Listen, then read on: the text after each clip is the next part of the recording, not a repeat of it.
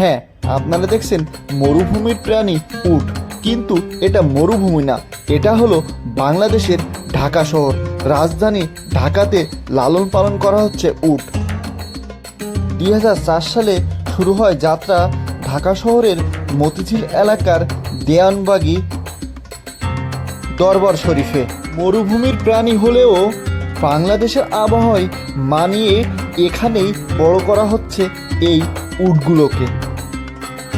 এখানে যারা পরিচর্যায় নিয়োজিত আছে তাদের সাথে আমরা কথা বলে শুনতে পারলাম দেওয়ানবাগী সাহেব 2004 সালে 10টি উট কুরবানি দেওয়ার উদ্দেশ্যে এখানে নিয়ে আসে গাবতলী হাট থেকে কিনে।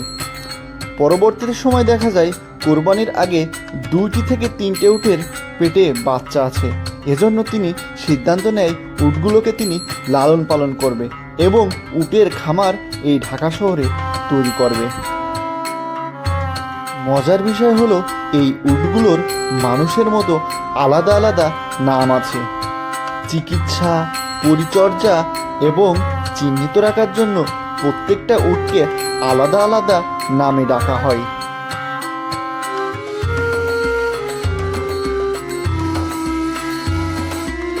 শান্ত স্বভাবের এই প্রাণীটিকে দেখতে প্রতিনিয়তই ভিড় করছে সাধারণ মানুষ এবং দর্শনার্থীরা। কেউ উটের সাথে ছবি তুলছেন, আবার প্রথমবারের মতো কেউ আবার এই উটটাকে একটু ছুঁয়ে দেখছেন।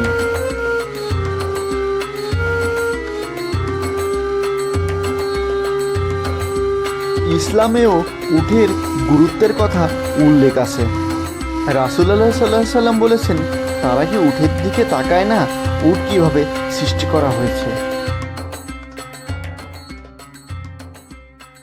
মরুর এই প্রাণী আজ সত্যিকারভাবেই ঢাকা শহরে, এবং ঢাকার বুকে এই মরুর প্রাণী দেখে সত্যই আমরা এক নতুন অভিজ্ঞতার সম্মুখীন হলাম।